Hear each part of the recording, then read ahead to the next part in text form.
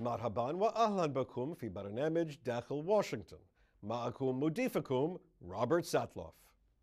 الحرب امتداد للسياسة لكن بوسائل أخرى على حد قول الخبير الاستراتيجي الشهير فان كلاوسفيتس.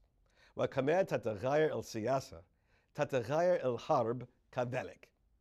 القرن العشرون الذي بدأ بالجيوش تمتطي الخيول شهد تطورات مذهلة في فن الحرب.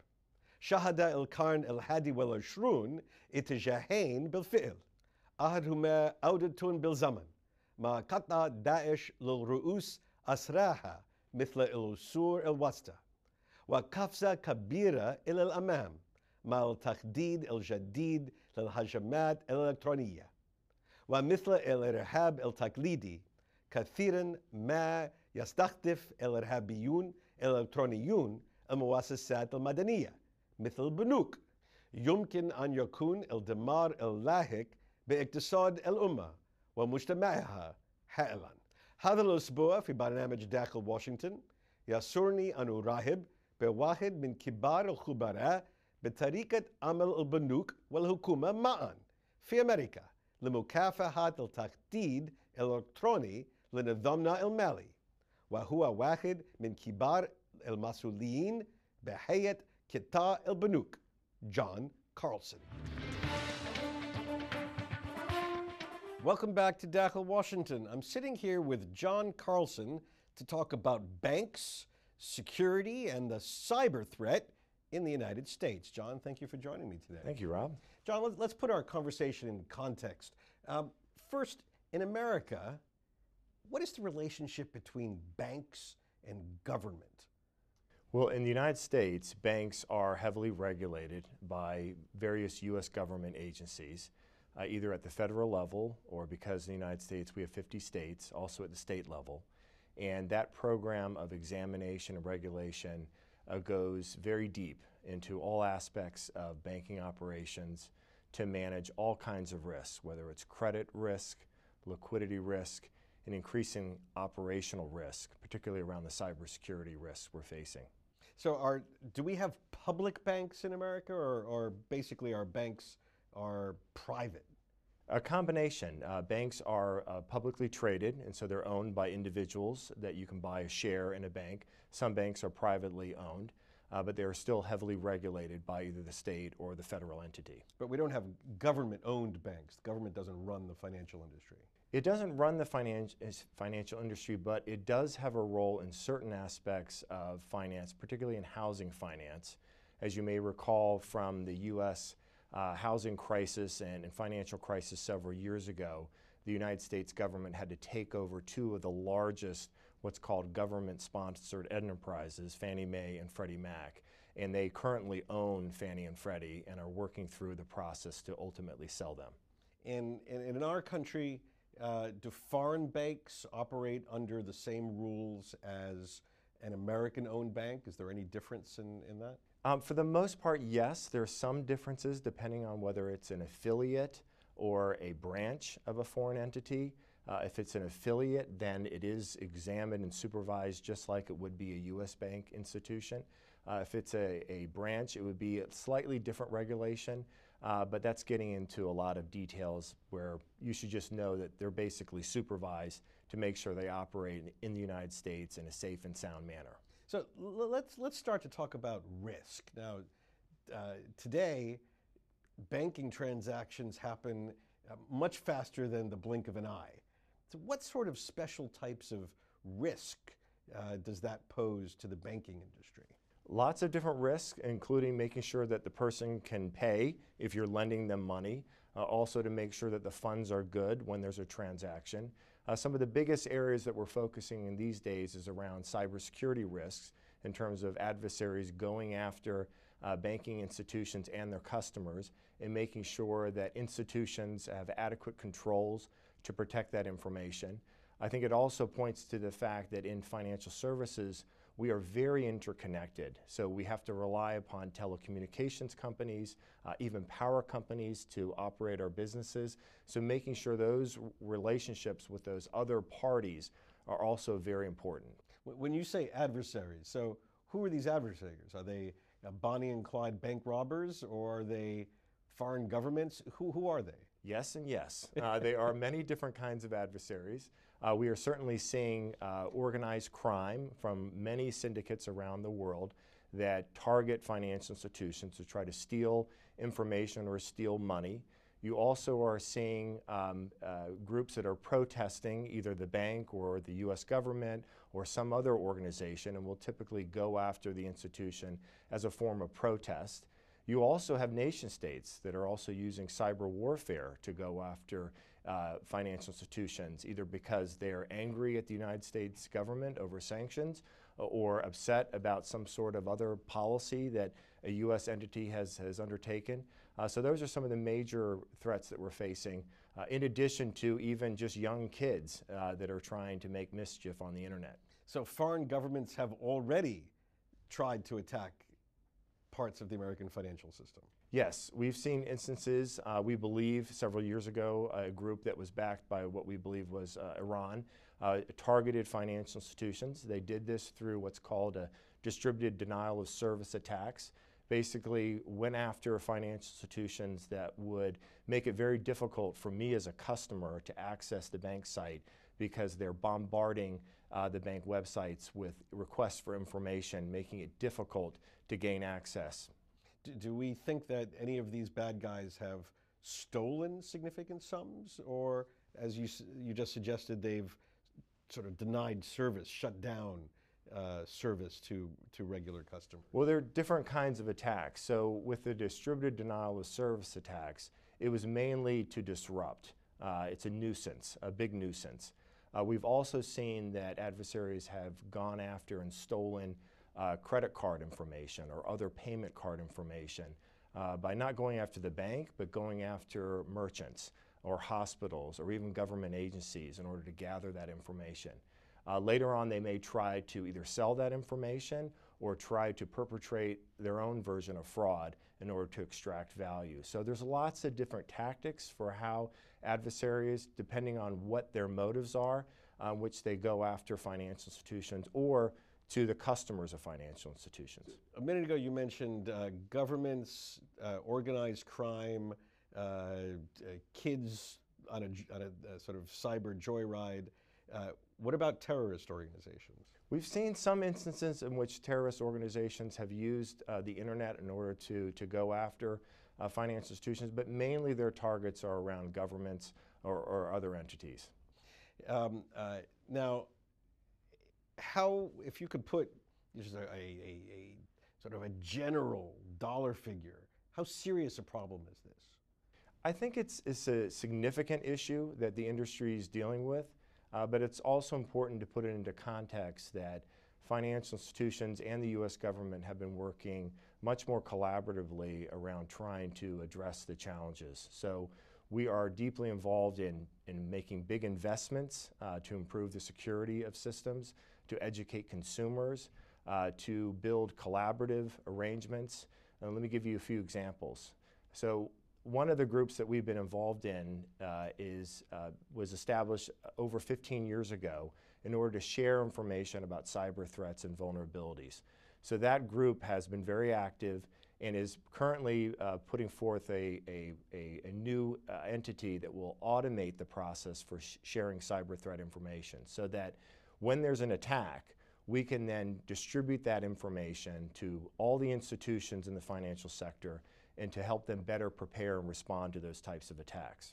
So when you say we, is this the banks, the federal government, the state regulators? Who's the we? The we is the financial institutions working in partnership with each other, but we also have developed a partnership with government agencies for things like sharing information when there's an attack that's occurring, or to invest in R&D that will be helpful for the long term. Or, for example, President Obama several years ago issued an executive order that charged one of his government agencies, the National Institutes for Standards and Technology, to lead a multi-industry collaborative effort to develop what's called the cybersecurity framework. And the purpose of that framework is to develop a common process, a common language around how any organization would manage cybersecurity threats and risks, and to develop stronger information security programs. So that's an example of where the industry worked very closely with the government, but most of the dialogue was within the industry to try to solve this problem. All right, so let's try to take it a little bit piece by piece. These are banks who are all competing with each other, want to put the other guy out of business, but here they see a common threat. Do they play together well? Absolutely. This is actually one of the most interesting aspects of security and financial services. Security has become a non-competitive issue.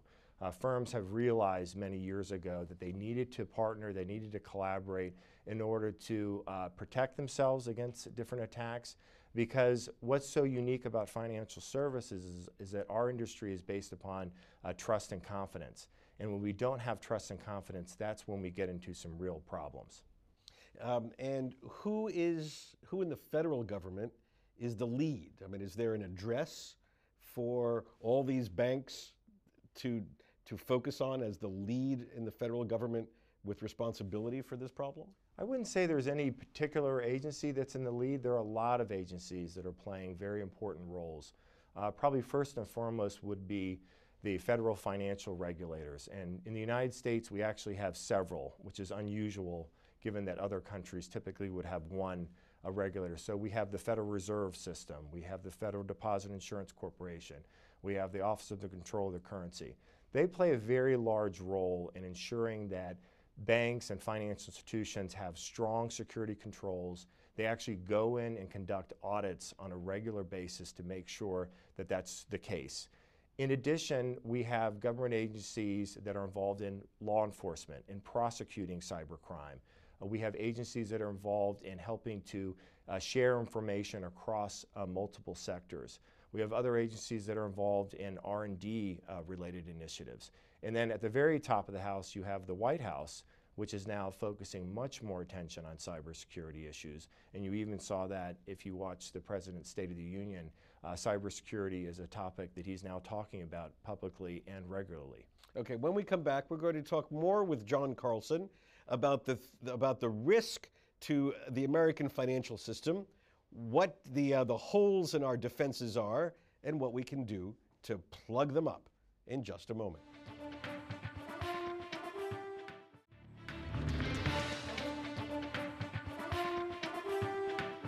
My guest is John W. Carlson. John is the Executive Vice President of Technology Risk at the Financial Services Roundtable's technology risk program called BITS.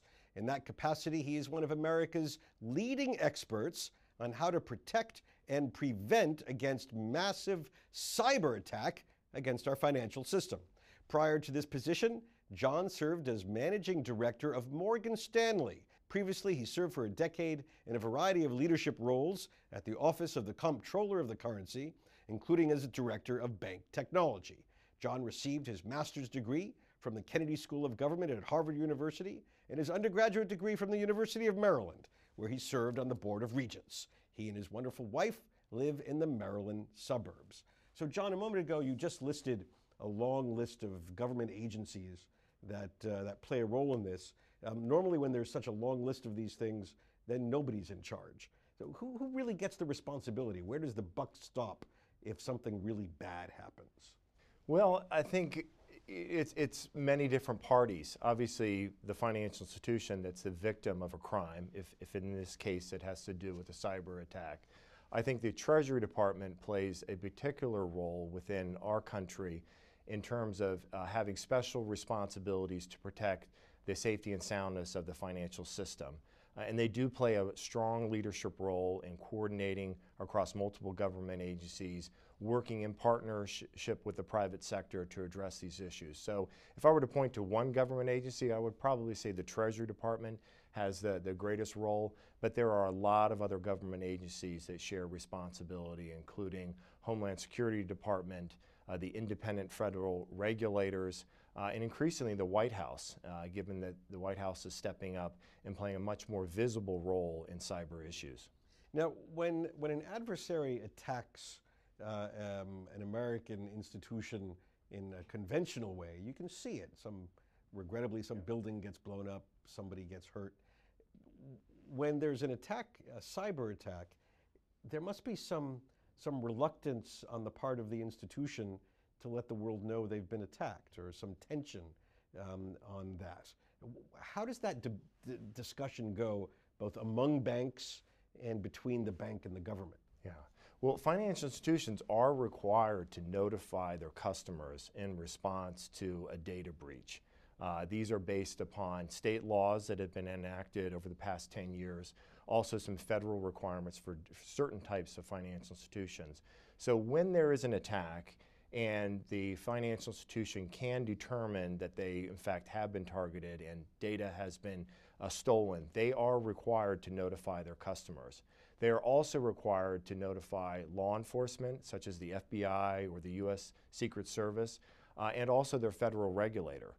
So it's a very complicated process around discovering an incident, whether it's a breach, determining whether or not data was actually stolen, and then notifying customers and notifying law enforcement, notifying your regulator.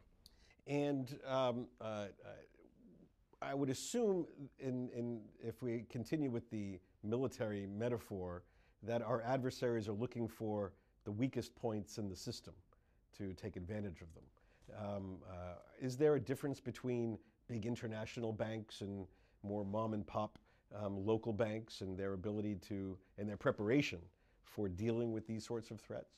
I think certainly the larger institutions have more resources to devote to it, but then they also have a much larger presence and footprint that they have to defend. I think the other important factor to consider is that many of the smaller institutions, they are also regulated and supervised by the Fed, the OCC, the FDIC, and they typically rely upon very large, sophisticated service providers that do have strong security controls and protections. So it's a real combination, and I think generally the sector is well protected in defending against cyber attacks, but it's something that we as a community are looking at and trying to improve our capabilities and to be even better defenders. And is there any partisanship on this issue? Having this conversation, it seems to be one of the few shining lights of nonpartisanship in Washington. Am I wrong? For the most part, it is a bipartisan. We have actually been working with the U.S. Congress to try to encourage them to enact legislation that would make it much more easy for firms to share information among themselves and with the U.S. government, mainly around ensuring liability protections, or that information that's shared wouldn't be subject to public disclosure rules such as the Freedom of Information Act. And also to limit the liability in case that information is revealed down the road. For the most part, it's been bipartisan. Some of the areas where we've seen some division have been primarily around the privacy-related issues, concerns that by sharing that type of information, somehow personal information could also be involved in the exchange. But frankly, that's not the kind of information we're trying to share. It's really around attack techniques and trying to protect firms against those kinds of attacks. Well, I was going to ask you next about privacy issues. And people have read recently in the last several months about truly massive attacks on privacy, 100 million private accounts of this or that credit card or retailer. Has that sort of massive attack ever been tried against the private accounts of bank customers?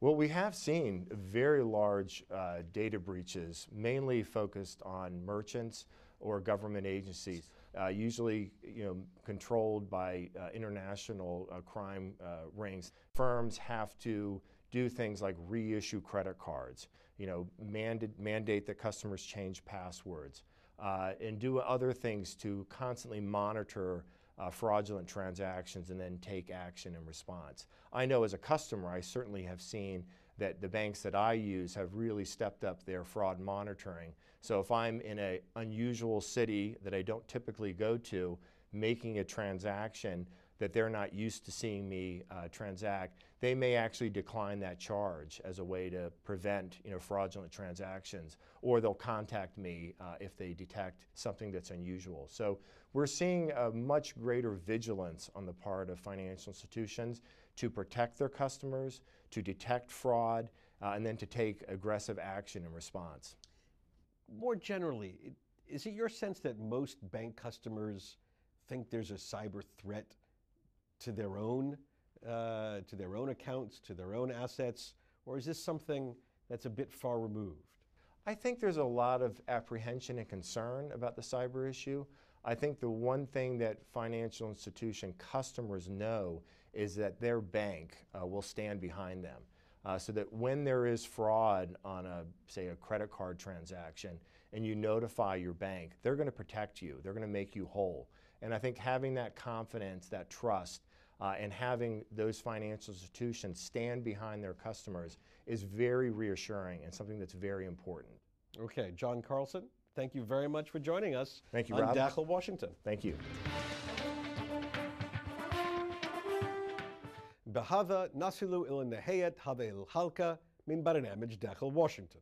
إذا كانت لديكم أي استفسارات أو تعليقات حول هذه الحلقة، وخاصة حول أمن المؤسسات المالية في بلدكم، أرجو أن تراسلوني مباشرة على عنوان البريد الإلكتروني التالي insidewashington@alhurra.com. معكم روبرت ساتلوف، شكرا لكم وإلى اللقاء.